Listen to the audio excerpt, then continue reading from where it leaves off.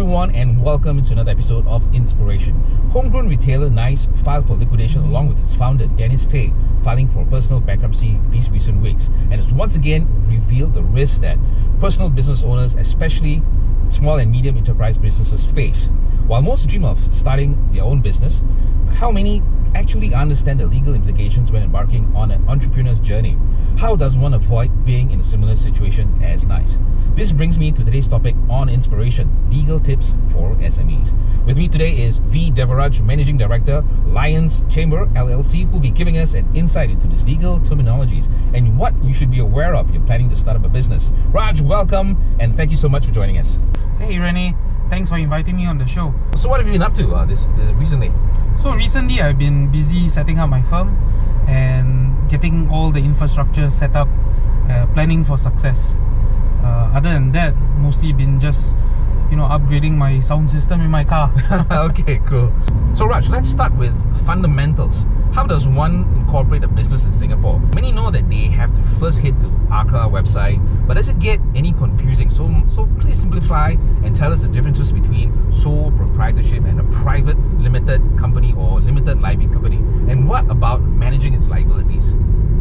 Hey Renee, so when you set up a business in Singapore, you want to set it up for success. When you set up a sole proprietorship or becoming a sole proprietor, the government doesn't see any difference between the company entity and yourself. So what that means is, if you owe another business or you owe another person monies, you personally owe that person money or owe that company money, you are not able to ring fence that liability, which is why I've always told all my clients who have always wanted to set up a company, set it up as a private limited. What this does is it splits you away from the corporate entity. So even if you say, for example, enter into a tenancy agreement and business doesn't do well, now you are not liable for all the outstanding rent. It becomes your company. So what that means is, if the company doesn't work out, you get to just simply leave the company behind with its debts and just move on with life. You don't lose your house, you don't lose your car, you don't take on all those liabilities. So that's the main difference between a sole proprietorship and a private limited. So if you're out there and you're thinking of setting up a company, don't ever set it up as a sole proprietorship. Set it up as a private limited company. Ring fence your liabilities. But talking about it, actually, to be honest, when I started it off Revv, I actually started it as a sole proprietorship. so that was a big mistake which I did. But luckily I managed to get more information and went on and did it as a private limited as well. So yeah, so tell us more once again on the rest of the other. So there are other entities like setting up a limited liability corporation, a LLC, or setting up a LLP, which is a limited liability partnership. There are different requirements for each of those setups, but the real takeaway when you're going from this is, don't ever set it up as a sole proprietorship. That's the biggest mistake you could make in business. The only benefits is probably like filing of taxes and things like that. But when it comes to liability, especially as SMEs, out of 1,000 SMEs that are set up, maybe 10 are successful, or maybe even 100 are successful, and only like 10 really make it. So the other 900 over, they're probably in the red. And then if you set it up as a sole proprietorship, that means you are in the red, and that's going to affect your entire life. Can you imagine owing suppliers 100,000 in debt, trying to figure out how you're going to pay them off, and if you don't pay them off, you got to declare bankrupt.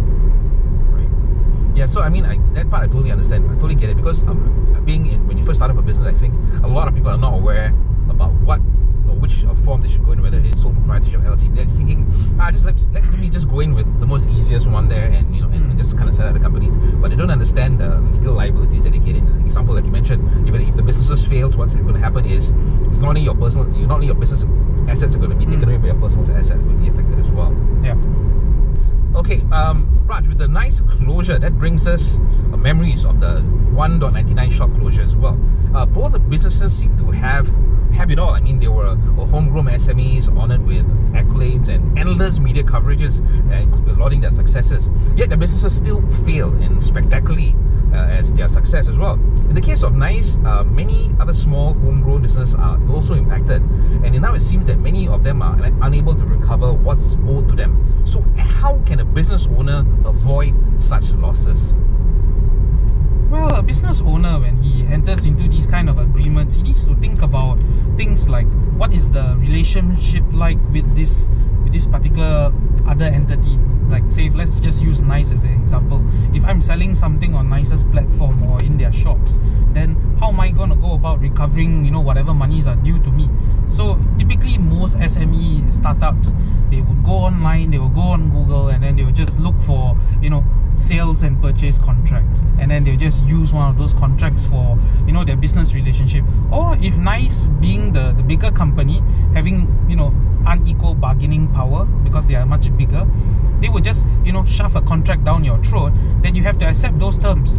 And usually those terms are favorable for them because they are the ones who are offering you the platform. So what I've done is, or what I usually do for my clients is, I review the contracts for them. I tell them these are the pitfalls in the contract, these are the things you need to take note of before you enter into this relationship, this contract with them.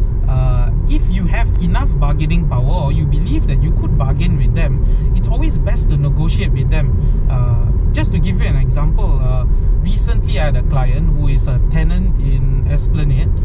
The contract was a ridiculous contract. It was like about 100 pages. One-sided, basically. And it was one-sided as well. Right. And so what we did was, we negotiated with them.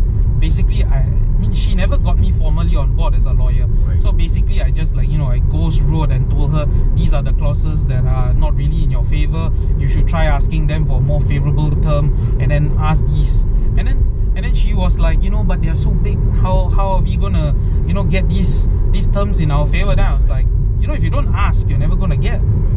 She asked and she got, and so now she has a much more favorable contract. So yeah, I think in most cases, a lot of these, mistake me if I'm wrong, like that, these clients, or they come to you, they're not really aware of their legal rights, basically. So they're going in thinking that the bigger companies always has an advantage of them. So when they don't really find out more information, they always get kind of like the losing end of the stick. Yes. Kind of say, put it roughly. Yes. Yeah. It's important to negotiate it, especially as an SME, where you've just started up, you have just taken a financial hit in the setup of your company, right, the furnishing, the reno, the purchasing of stocks. Right. If you don't try to minimize your potential loss, then you're just setting yourself up for failure. I hear you, and to summarize these 3 points: custom agreements, negotiations on payment terms, having specific clauses in such terms. In essence, it sounds like classic headache, that many SMEs face, which is of course cash flow. And what can these businesses do to recover these debts owing to them? So, when businesses want to recover their cash flow, or any debts that's outstanding to them, the first thing you need to do is go and look at the contract that you have entered into.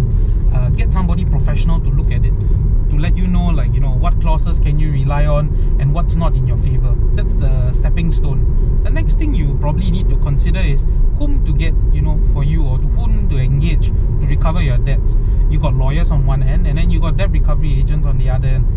I personally have not used a debt recovery agent, but from what I understand briefly is, they'll charge you a certain setup fee, and then after that, when they collect a certain amount, they will take a certain percentage from it for themselves. But one thing I have done multiple times is send these debt recovery companies a letter, or at least the creditor the letter, and to just tell them to back off. And then usually those letters work. So if you ask me how effective debt collectors are, personally, I don't think they're very efficient or effective. Right. Okay. And I think also because most people don't want to go the debt recovery way, because personally, I think it's like basically your like so-called, not if I'm mistaken, I'm wrong, doing a little threatening on the clients to get the money back, which most people don't want to do. They rather do it as more try to solve this as amicably as possible by trying to recover your debts. Yes. So typically how I help clients is I send the debtor a letter, right, trying to persuade them to come to the table and negotiate. Even if it means collecting back your debt over the period of say 6 months or 1 year, at least at the end of the day all the money is going to come in. Right. So you negotiate favorable payment terms, right, something along the lines where you pay me back X number of dollars every month for the next 6 months or 12 months, and then you get them to record this debt down in writing, so you have something in black and white that this person has agreed to, that I owe you so much of money. And in the event the person defaults, you get to take them to court, and then you indemnify yourself. So that means whatever fees you spend on court, you'll be able to claim back from them as well. Right. So it's kind of win-win. Okay, good. Well, folks, there you have it. Legal tips for SMEs. Raj has shared with us 3 tips for today, which basically boils down to different legal structures of a business and tips on managing liabilities, negotiating the custom agreement with payment terms, and of course specific clauses in such terms, and how to recover your debts. And before we wrap up, I want to say a big thanks to Raj for spending time with us. Raj, once again, thank you so much for joining us. Hey, no problem, Rene. Thanks for having me. And I certainly hope all of you out there have benefited, and I personally have benefited from this, and I feel the viewers out there, you guys, are benefited at the same time. And before we sign off, if you have any questions, please keep them coming. And of course, if you have any questions for Raj, he'll be more than happy to assist you in that as well. Leave us a comment, and thank you once again for joining us on another week of inspiration. Till we join us again, this is Rene, signing off.